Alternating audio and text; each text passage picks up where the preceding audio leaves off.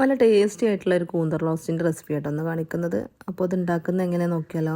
ആദ്യം കഴുകി വൃത്തിയാക്കി നമുക്ക് ആവശ്യമുള്ള വലുപ്പത്തിലുള്ള കഷ്ണമാക്കിയിട്ട് നമ്മൾ കുറച്ച് മഞ്ഞൾപ്പൊടിയും ഉപ്പും ഇട്ടിട്ട് നമ്മളൊന്ന് വേവിച്ചെടുക്കണം കേട്ടോ ഒരു 10 മിനിറ്റ്.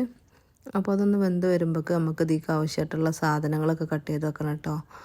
ഇത് 10 മിനിറ്റ് വെച്ചാൽ മതി കേട്ടോ. പിന്നെ കുറച്ച് നേരം നമ്മൾ മസാലയിലിട്ടിട്ട് ഇതാക്കുമ്പോൾ അത് ശരിക്കും വെന്ത് കിട്ടും കേട്ടോ. അപ്പോൾ നമ്മൾ സാധാരണ അവിടെ 10 മിനിറ്റ് ആയപ്പോൾ തന്നെ ഓഫാക്കി വെച്ചിട്ടുണ്ടായിരുന്നു കേട്ടോ. ഇനി നമുക്ക് ഇതിലേക്കുള്ള മസാല ഉണ്ടാക്കിയാലോ.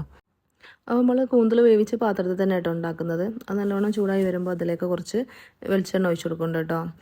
അപ്പോൾ ഒരു 1/2 കിലോ തികച്ചില്ല കേട്ടോ എൻ്റെ കൂന്തൽ ഞാൻ വാങ്ങിയത്. അപ്പോൾ അതിക്കുള്ള അളവാട്ടോ കാണിക്കേണ്ടത്. ഇതിലേക്ക് 2 വലിയുള്ളി കട്ടാക്കി ചെയ്തിട്ട് കൊടുത്തിട്ടുണ്ട് കേട്ടോ.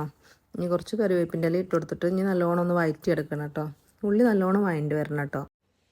അപ്പോൾ അതിൽ നമ്മളിവിടെ വഴറ്റിക്കൊണ്ടിരിക്കുകയാണ്. ഇനി അതിലേക്ക് കുറച്ച് ഉപ്പും ചേർത്ത് കൊടുക്കുന്നുണ്ട് കേട്ടോ. എന്നാൽ പിന്നെ പെട്ടെന്ന് വാടി കിട്ടുമല്ലോ എന്ന് വിചാരിച്ചിട്ട് കുറച്ച് നേരം അടിച്ച് വെച്ചിട്ട് വേണമെങ്കിൽ വേവിക്കാം കേട്ടോ. പിന്നെ പെട്ടെന്ന് ആയി കിട്ടുമല്ലോ. അപ്പോൾ ഞാൻ അടിച്ച് വെച്ചിട്ടില്ല. ഞാൻ അങ്ങനെ തന്നെ ഇട്ടിട്ട് ഉപ്പിട്ടിട്ട് നല്ലോണം വഴറ്റിയെടുക്കുകയാണ് ചെയ്തത്. നോൺ സ്റ്റിക്കിൻ്റെ പാത്രം ആയതുകൊണ്ട് പിന്നെ പെട്ടെന്ന് അടി പിടിക്കുന്ന പ്രശ്നം വരുന്നില്ലല്ലോ. അപ്പോൾ ഇളക്കി കൊടുത്തുകൊണ്ട് നിൽക്കണമെന്നൊന്നുമില്ല. ഞാൻ ഇളക്കിയിട്ട് പിന്നെ അവിടെ വെച്ചു കേട്ടോ. ഇനി ഇതിലേക്ക് ആവശ്യമായിട്ടുള്ള സാധനങ്ങൾ നമുക്ക് റെഡിയാക്കി എന്തൊക്കെ നോക്കാം കേട്ടോ. അപ്പോൾ ഒരു 3-4 അല്ലി വെളുത്തുള്ളി, ഒരു ചെറിയ ഇഞ്ചി പീസ്, ഒരു തക്കാളി ഇട്ടിട്ട് ഞാൻ മിക്സിയിലിട്ടിട്ടൊന്ന് ചതച്ചെടുത്തേക്കണം കേട്ടോ.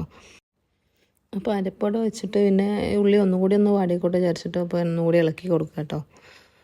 നല്ലോണം ഒന്ന് വാടിയിട്ട് അതിക്ക് അരപ്പ് ഒഴിക്കാമെന്ന് വിചാരിച്ചിട്ട് എന്തെങ്കിലും കുഴപ്പമില്ലാണ്ട് വാടി കിട്ടിയിട്ടുണ്ട്. പിന്നെ അരച്ച് വെച്ചത് അതിലേക്ക് ഒഴിച്ചു കൊടുത്തു കേട്ടോ.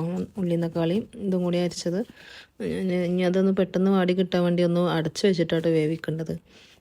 കുറച്ച് നേരം അടച്ച് വെച്ചിട്ട് പിന്നെ ഇളക്കി ഇനി അതിലേക്കുള്ള മസാല പൊടികൾ ഇട്ട് കൊടുക്കുക. നിങ്ങൾ എരിവിന് ആവശ്യമായിട്ടുള്ള മുളക് പൊടി ഇട്ട് കൊടുക്കുക. ഞാൻ 1 സ്പൂൺ മുളക് പൊടി ഇട്ട് കൊടുത്തിട്ടുള്ളത് കേട്ടോ. പിന്നെ കുറച്ച് മഞ്ഞൾപ്പൊടി ഇട്ട് കൊടുത്തിട്ടുണ്ട്. ഒരിത്തിരി മല്ലിപ്പൊടി ഇട്ട് കൊടുത്തിട്ടുണ്ട് കേട്ടോ. അപ്പോൾ നിങ്ങൾക്ക് എത്രയാണോ എരിവ് ആവശ്യമുള്ളത് അതിനനുസരിച്ച് നിങ്ങൾക്ക് കൂട്ടിയും കുറക്കുകയും ചെയ്യാം കേട്ടോ. അപ്പോൾ ഞാനതൊക്കെ ഇട്ടിട്ട് ഒന്നും കൂടി വഴറ്റി അതിൻ്റെ പച്ചമണം പോകുന്നത് പോലെ ഒന്ന് വഴറ്റി എടുത്തിട്ടുണ്ട് കേട്ടോ.